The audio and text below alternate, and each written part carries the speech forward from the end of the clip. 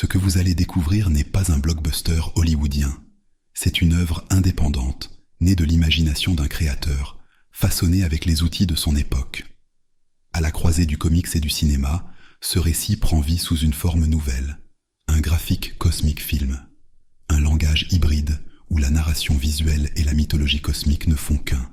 Cette œuvre n'imite pas le cinéma traditionnel, elle explore une autre échelle, une autre manière de raconter.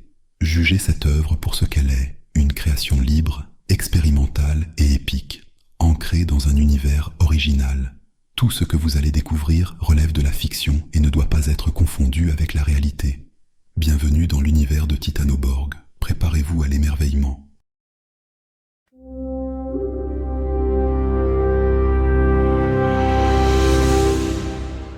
TCU Comics, the Titanoborg Complex Universe Comics.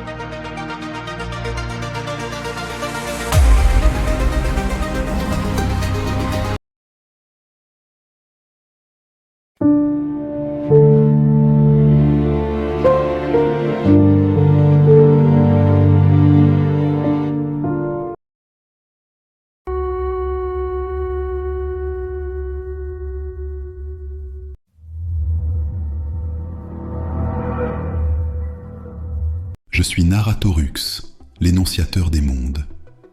À travers mes 4 yeux, je contemple le passé, le présent, les futurs encore non écrits et ce qui n'a jamais existé. Je ne suis ni lumière ni ombre. Je suis la voix transversale, le souffle des vérités transversales.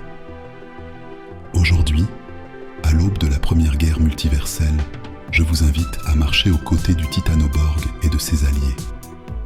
Car ce que je prononce ici, même les entités les plus puissantes ne sauraient le nier. Écoutez mon récit, car je suis le gardien des secrets infinis et je vous conterai la plus grande épopée jamais écrite dans les étoiles. Les étoiles rouges d'Exomera, géants solaires mourants, pulsaient d'une lumière écrasante. Leur lumière obscurcissait désormais presque tous les autres signes de vie céleste. L'extinction approchait, les astres s'inversaient, Exomera agonisait. Exomera dérivait hors de son orbite, son air se dissipait dans l'espace. Les tempêtes et cyclones rouges entraient dans leur danse finale. Glace et vents solaires écrasaient les sommets et dévoraient le dernier souffle de vie. Voici ce qu'était devenue la région septentrionale d'Exomera. Un paysage de ruines, jadis un paradis, aujourd'hui un chaos total, où les astres écrasent la vie. Depuis le mont Titano, le plus haut sommet d'Exomera, on pouvait apercevoir très loin dans les airs des animaux volants anguilliformes, des odosaures, une espèce de dinosaure qui appartenait à la famille des exosaures, des sortes de créatures volantes précurseurs des ptérosaures et gallinacés terrestres actuels voltigeaient autour du sommet d'un château pyramidal. Oh, quel joyau architectural, quelle tour majestueuse! Les murs et les toitures de cet édifice futuriste étaient forgés dans des métaux inconnus de la Terre. Elle se dressait sur une vaste étendue. C'était le palais impérial, celui où siégeait le souverain de la planète Mac Gridborg. À l'entrée de la grande pyramide cosmique, les voix ne parlaient plus, elles résonnaient. Chaque mot devenait écho dans la pierre ancienne. Ce jour-là n'était pas un jour comme les autres. Le Conseil des 7 empires était réuni, et l'univers tout entier retenait son souffle. Dans l'immense salle du Conseil, au sommet du palais impérial d'Exomera, Mac Gridborg siégeait solennellement sur son trône d'or, forgé de plasma ancestral et d'un métal inconnu des étoiles. Autour de lui, les 6 empereurs des mondes frères formaient un cercle d'unité et de puissance cosmique. L'heure était grave, sacrée, et l'ouverture du conclave était imminente. Dans quelques instants, la plus grande assemblée du système solaire commencerait. Le Conseil des 7 empires se préparait à parler. Dans la salle sacrée du palais impérial, l'univers tout entier retenait son souffle. On pouvait y apercevoir le cercle des souverains cosmiques. Guebolor le colosse, Girmanoïde, empereur de la planète Girmanos. Le premier empire du système exomérien, Yak, guerrière néthyrinoïde, impératrice de la planète Néthyrion. le second empire du système exomérien. Rainbow Eyes, Pulsaroid, empereur de la planète Pulsar. Le troisième empire du système exomérien. Apros, Euthérioïde, magicien cosmique, empereur de la planète Euthérium. Le quatrième empire du système exomérien. Athos, géant Faltroïde, souverain de la planète Faltros. Le cinquième empire du système exomérien. Eboniax, Mésionoïde, empereur de la planète Mésionum. Le sixième empire du système exomérien. Et au centre, sur le trône doré de Plasma, Mac Greatborg, l'empereur du septième empire, la planète Exomera. Le Titanoborg, protecteur du multivers, héros d'un nouvel ordre stellaire. La conférence cosmique des sept empires allait enfin commencer. Moi, Akamuxus, juge suprême des convergents du multivers, je vous ai convoqué. Entendez le décret des observateurs. Mandaté par le forgeur des multivers, nous pesons le destin des empires stellaires. Vos planètes sont appelées au jugement. Le cycle exige leur effacement. Nul monde n'échappe aux lois. Les lois primordiales scellées par celui qui créa le multivers. Dans la salle du trône d'Exomera, le juge céleste Akamuxus Observatoidus brandit le bâton cosmique du Mighty, forgé jadis dans un astre de source inconnue par le créateur du multivers.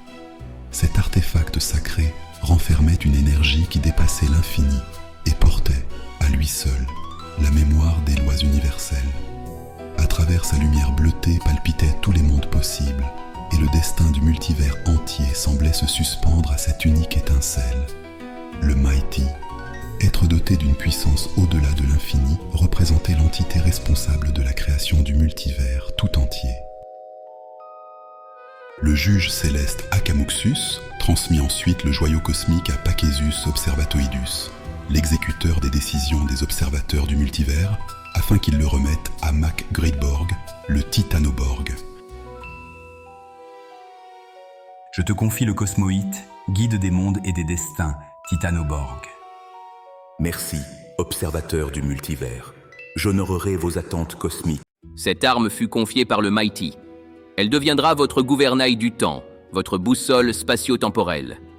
Grâce à elle, le porteur discernera les routes du multivers, les coordonnées des mondes, les détours des destinées, et retrouvera un monde habitable, guidé par l'écho cosmique. Nous n'avons pas l'intention de confier la survie de nos espèces à un assassin.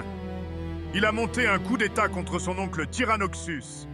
Il l'a éliminé afin d'accéder au trône. Qu'est-ce qui prouve qu'il nous épargnera maintenant qu'il possède le bâton cosmique? Dois-je vous rappeler que Tyrannoxus était un empereur indigne, un dictateur?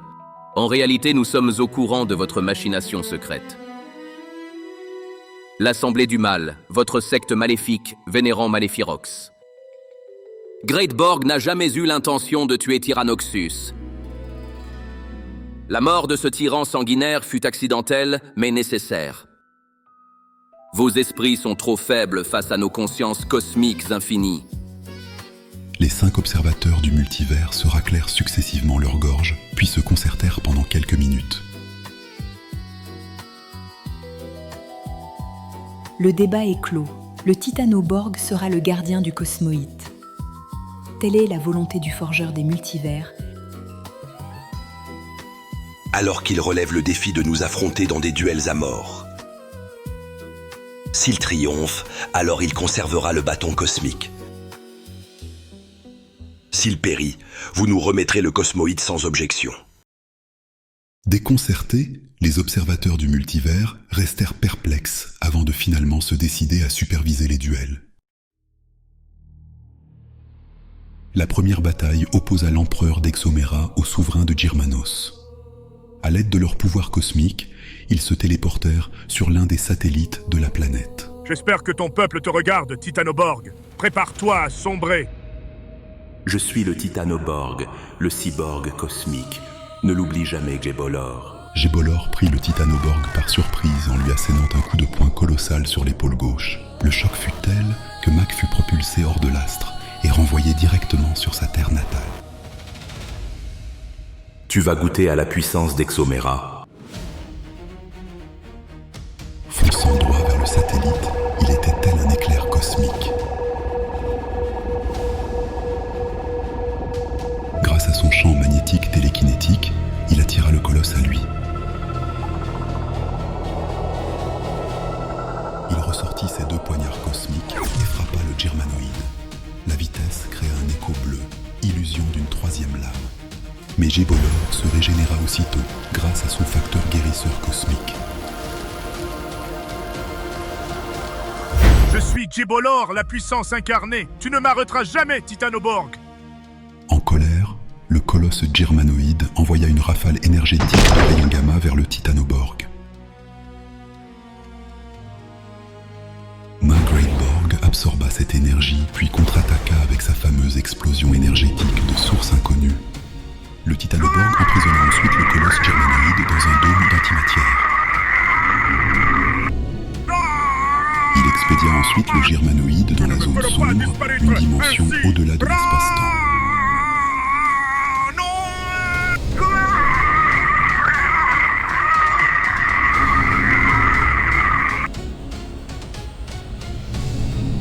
À peine eut-il le temps de savourer sa victoire, qu'il fut violemment attaqué par Yak, la guerrière néthyrinoïde. Son armure en titanobium fut affectée, mais il se régénéra grâce à sa technologie cosmique futuriste, ces fameux nano-robots, les titanobots. Yak, la guerrière néthyrinoïde, le foudroya de nouveau avec une rafale incommensurable d'énergie cosmique noirâtre.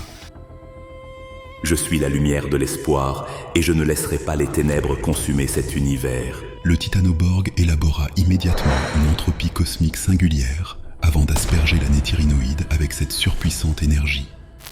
Yak, la guerrière néthyrinoïde, s'effondra et son armure commença à se désintégrer. Brisée par une force cosmique absolue, la guerrière néthyrinoïde survécut. Son facteur guérisseur ancestral reconstruisit son être. À peine régénéré, Greatborg trancha son bras, mettant fin à toute résistance. Mais son facteur guérisseur cosmique reconstruisit son bras en un instant. Greatborg utilisa un quart de la puissance de son armure pour la mettre hors d'état de nuire. Rainbow Eyes se servit tout de suite de ses pouvoirs. Virant ses yeux au rouge vif, il obtint la superbe force, puis projeta Mac à des milliers de kilomètres dans l'espace-temps.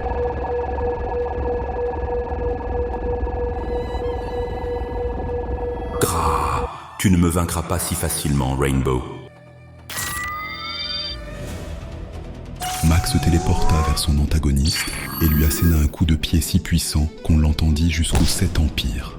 Avec un simple froncement de sourcils, ses cheveux changèrent de couleur, symbolisant la montée de sa rage. Je n'avais pas encore dit mon dernier mot, Rainbow. En colère, Rainbow Eyes fit virer ses yeux au jaune et déploya une puissance digne d'une étoile naine jaune. Je vais t'atomiser, Greatborg. Il focalisa plusieurs rafales d'énergie solaire sur le Titanoborg.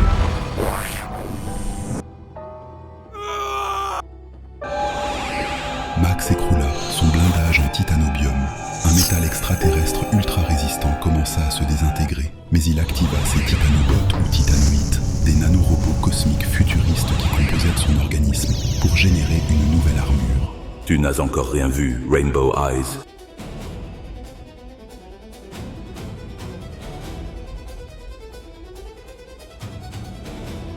À mon tour de briller, pulsaroïde.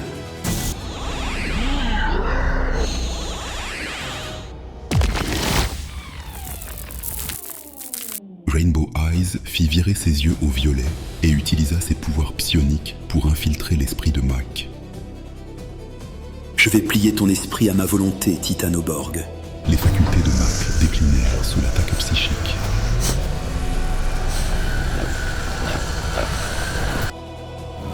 Rainbow Eyes fit virer ses yeux à l'orange et créa un désert cosmique illusoire avec de surpuissantes tempêtes de sable. Perds-toi à jamais dans mes illusions, Titanoborg. Mais le Titanoborg utilisa sa vision subatomique pour tenter de localiser son antagoniste. Ton mirage ne me retiendra pas, Rainbow Eyes. Il créa un souffle cosmique qui balaya progressivement la zone désertique grâce à la projection d'une mystérieuse et surpuissante énergie cosmique bleue peuplée de titanobots et dénommée énergie Zeta. fit ensuite virer ses yeux au vert et invoqua une forêt cosmique sombre et menaçante.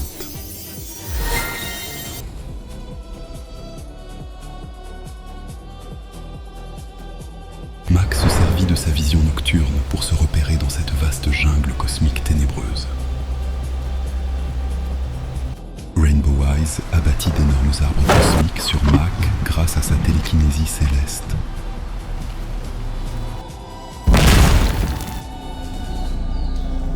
Mac parvint à se libérer de cette forêt ténébreuse en se propulsant dans les cieux. Rainbow Eyes vira ses yeux au bleu et provoqua une mystérieuse pluie d'acide cosmique noir extrêmement corrosif. L'armure du Titanoborg commença à se désagréger sous l'acide cosmique, mais ses titanobots la reconstruisirent. Ça brûle, mais je tiens, je ne reculerai jamais, Rainbow Eyes. Les entités convergentes observèrent la scène depuis le palais impérial d'Exomera, redoutant une défaite éventuelle du Titanoborg. Impossible. Nous devons agir maintenant. Le destin des 7 empires est en jeu. Hyperhumux, le scientifique cosmique, fit immédiatement jaillir un portail spatio-temporel majestueux. Le scientifique cosmique des entités convergentes s'introduisit ensuite à l'intérieur de la brèche dimensionnelle. Puis, il tendit le cosmoïte au Titanoborg dans un geste solennel.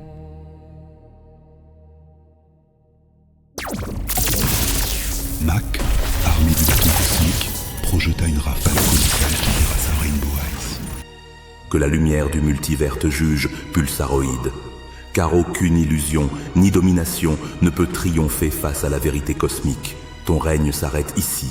Rainbow Eyes comprit alors trop tard la véritable puissance du cosmoïte. Mac décida de garder le cosmoïte et de poursuivre sa quête pour sauver son peuple et protéger le multivers. Je garderai ce bâton cosmique.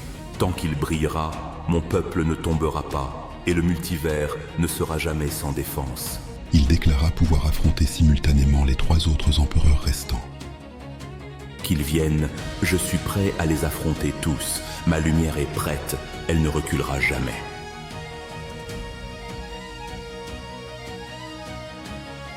Extrêmement courroucé par cet outrage, Athos, le dirigeant de Faltros, répliqua. Vous ne perdez rien pour attendre. Votre népotisme envers ce meurtrier ne restera pas impuni. Vous avez violé les clauses de notre contrat. En lui offrant le cosmoïte, vous venez de signer votre propre arrêt de mort. Offensés par l'audace d'Athos, les entités convergentes libérèrent leur courroux. Leur forme dorée se mua en armure de converginium, symbole de leur puissance infinie. Nous avons commis une grave erreur en prenant cette décision. Une erreur qui ébranle aujourd'hui l'équilibre du multivers. Jamais nous n'aurions dû autoriser ces duels. Ce que nous appelions équilibre n'était en réalité qu'un seuil vers le chaos. Car notre protecteur suprême, le forgeur des multivers, ne souhaite pas que des serviteurs de Malephirox entrent en possession de son joyau.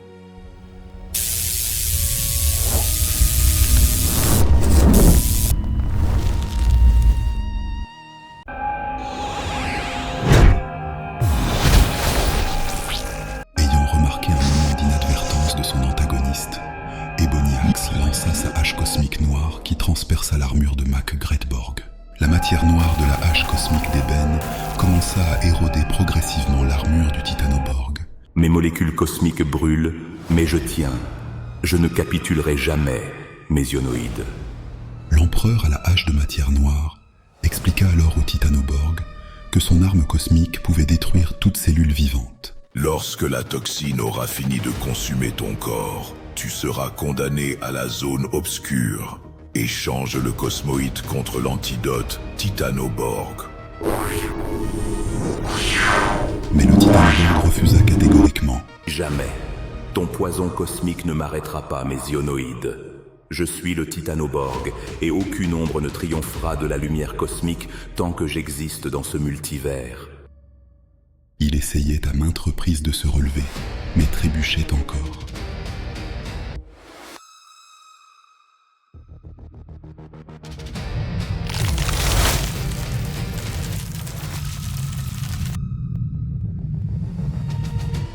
Le cosmoïte, Great Borg, tu dois utiliser le bâton cosmique. Fixe-le et concentre-toi sur la voie du forgeur des multivers.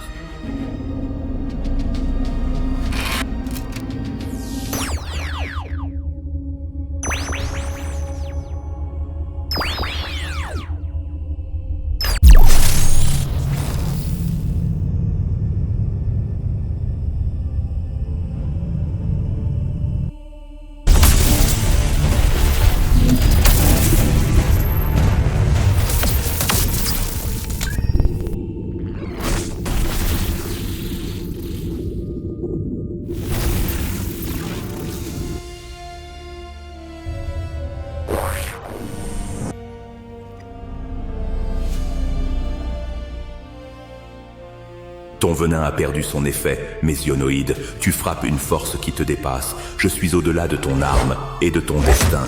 Titanoborg, la connexion cosmique que tu as établie avec le forgeur des multivers t'a rendu invulnérable à l'arme du Mésionoïde. Mac focalisa son énergie cosmique et celle de l'objet céleste. Il en découla une très vaste explosion cosmique qui surpassa celle d'une bombe nucléaire, réduisant ses ennemis en cendres.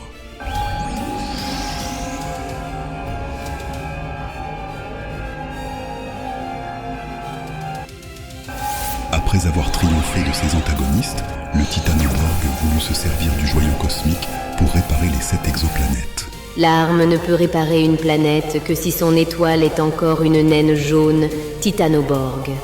Telle est la loi cosmique établie par le forgeur des multivers. Le soleil d'Exoméra étant mourant, elle ne peut être sauvée par le cosmoïte, hélas. Mac se rendit compte que tout espoir était perdu. Le destin d'Exoméra, la planète qu'il avait vue naître et évoluer, était scellé. Aussitôt, il adressa un message télépathique aux citoyens des 7 empires.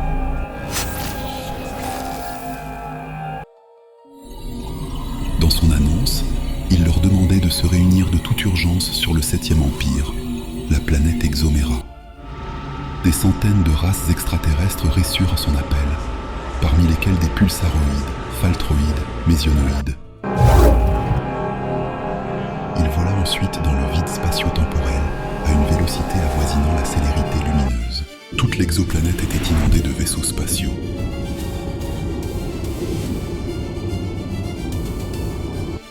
On pouvait y apercevoir des centaines de races extraterrestres, parmi lesquelles des pulsaroïdes, des néthyrinoïdes, des titanos, des mésionoïdes, des eutérioïdes et des faltroïdes.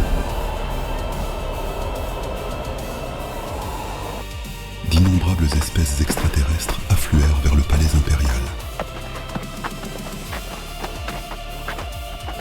Convaincus qu'ils étaient condamnés à une mort certaine, les populations des 6 mondes déchus commencèrent à convoiter le bâton cosmique. Le dernier des empereurs atterrit de justesse au sommet de la tour pyramidale. En utilisant ses pouvoirs de transformation cosmique, Mac Greatborg augmenta sa taille pour dominer le sommet de la pyramide du palais impérial. Peuple des 7 empires, bienvenue sur Exoméra, la planète qui m'a vu naître et devenir ce que je suis. Je vous ai convoqué ici pour une seule raison, décider ensemble du destin de nos 7 mondes. Vous le savez tous, depuis un siècle exomérien, notre système solaire glisse lentement vers l'obscurité, menacé par des précipitations stellaires de plus en plus violentes. L'union fait la force. Peuple des 7 empires, aucun monde ne peut affronter seul ce qui s'annonce. Nos différences nous ont forgés, mais aujourd'hui, elles ne doivent plus nous diviser. Ce qui est menacé n'est pas un empire, ni une espèce, mais l'avenir de nos mondes.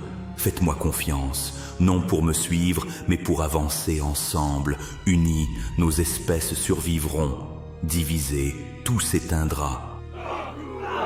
Les Titanos, guerriers d'Exoméra, ovationnaient leur empereur Mac Greatborg en brandissant leurs armes. Bravo, bravo. L'union fait la force. Unis pour Exoméra, unis pour nos mondes. Vive le Titanoborg, vive Mac Greatborg. Mais les peuples des autres exoplanètes restèrent figés, muets, comme des carpes.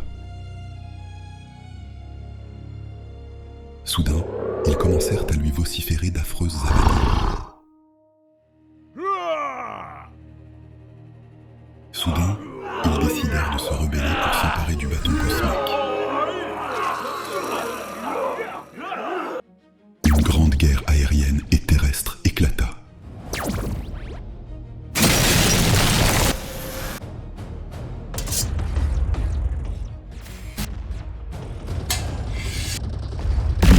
Se battait contre des milliards de soldats ennemis. Il avait déjà épuisé une partie de ses réserves énergétiques.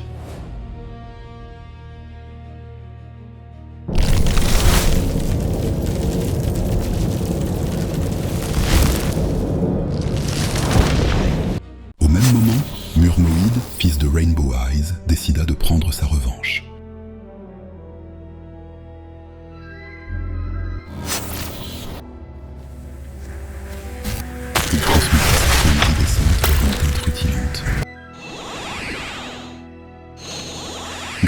psychokinésie magnétique, il se saisit du bâton cosmique. Avec ce joyau céleste, je remodèlerai Pulsar, et je refaçonnerai les mondes des autres empires à mon image. Plus rien ne restera comme avant. Puis je vengerai mon père, Rainbow Eyes, en écrasant Mac Greatborg. Murmoïde, tu n'es pas l'élu. Le bâton du forgeur des multivers n'obéit pas à la vengeance. En forçant son éveil, tu risques de consumer non seulement ta planète, mais l'intégralité de ton système solaire. Renonce, ou deviens l'architecte de ta propre annihilation.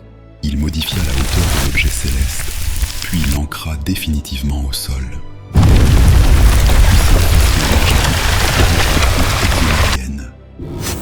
Tout d'un coup, le bâton cosmique fut violemment arraché de ses mains. Les 6 exoplanètes disparurent comme des vapeurs d'eau. C'était une démonstration de la colère d'une divinité primordiale. L'arme le téléporta ensuite dans la zone sombre et l'y emprisonna. Le Mighty épargna la planète Exomera. Le Titanoborg attira l'arme dans ses mains grâce à sa télékinésie cosmique. L'ultime empereur se posa dans la cour impériale pour y retrouver son épouse Jex et son fils Jax, arborant une toute nouvelle apparence avec une armure aux reflets changeants et des oreilles pointues par le biais de ses pouvoirs de métamorphe cosmique. Alates lance le protocole d'authentification impériale, ouvre les 4 portails de sécurité, que la chambre secrète du palais pyramidal d'Exomera reconnaisse son empereur. La sentinelle holographique cosmique Alates obéit et entama l'ouverture des 4 portails de sécurité.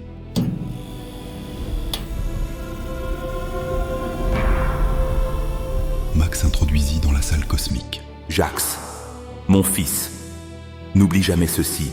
Un Titanoborg ne baisse jamais sa garde, ni dans la victoire, ni après la plus rude des batailles. La paix se protège autant que la guerre. Père, je m'entraîne chaque jour pour être digne de ton héritage, digne de notre peuple. Je porterai la vigilance des Titanoborg comme une flamme qui ne s'éteint jamais. Le Titanoborg invoqua le forgeur des multivers par le biais du bâton cosmique. Ne craignez rien, mes enfants du multivers. Je suis là pour vous guider vers la liberté.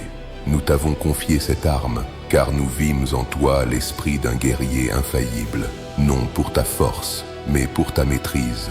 Là où d'autres auraient cédé au pouvoir, tu choisis le devoir. Le bâton cosmique n'obéit pas aux mains, il répond à l'âme. Tu fus jugé digne, Mac Greatborg, car tu savais qu'en ne pas frapper, souviens-toi, le pouvoir forge les mondes, mais seule la sagesse empêche leur chute. Je serai à la hauteur de votre confiance divine, je vous le promets, forgeur des multivers. Mac Greatborg, le temps s'est refermé. Il ne reste plus qu'un seul cycle, un seul jour, avant que les fondations d'Exomera ne cèdent et que ta planète ne s'efface à jamais du multivers. Ce qui doit être fait, doit l'être maintenant. Puis, il se téléporta à travers un portail multiversel luminescent.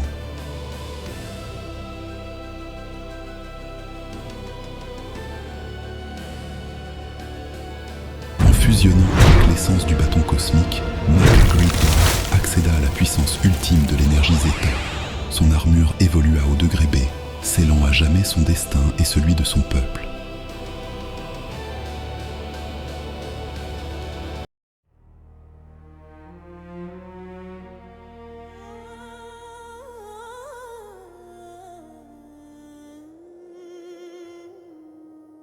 Quand le soleil s'éteigne,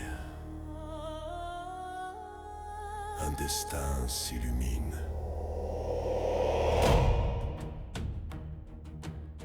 Dans la poussière des mondes perdus, un empire brûle, un serment survit.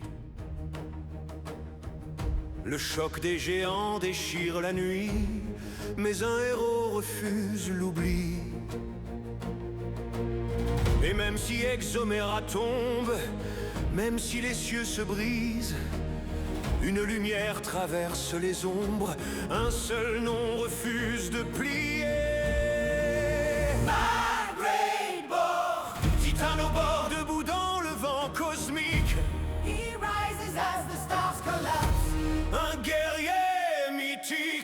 porté par la fureur du destin, forgé dans la gloire et la ruine.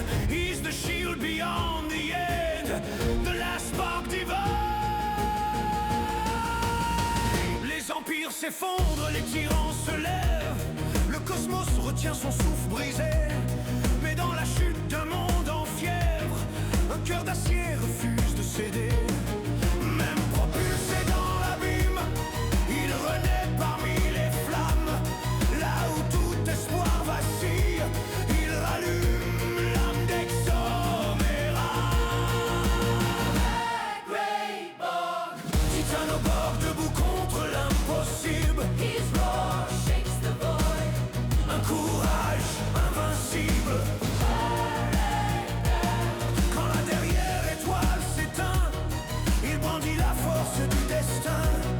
He's the breaker of the dark, the guardian of time. Whispers of the mighty, chant des mondes oubliés. Le cosmos s'ouvre, un nouveau cycle va naître. Quand Exomera chute, son héritage se relève. When the universe trembles, a protector awakens. My Greatborg, Greatborg, Greatborg. My Greatborg! Titanoborg. Titanoborg! Titanoborg!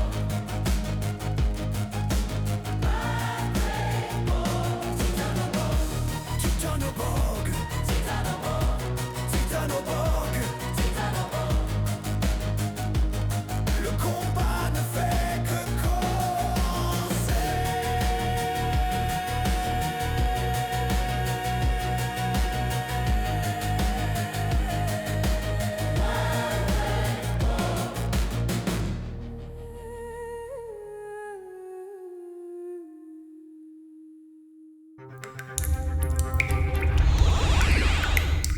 La chute d'Exomera n'était que le commencement.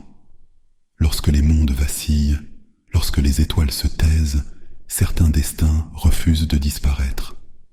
Mac Greatborg, le Titanoborg, porteur de l'héritage cosmique, poursuivra sa marche au-delà des ruines, là où le multivers se fracture et où de nouveaux équilibres doivent naître, car l'histoire ne s'achève jamais avec une chute, elle renaît dans le voyage. Titanoborg, le protecteur du multivers. Tome 1. La première guerre multiverselle, partie 2. Le périple cosmique à suivre.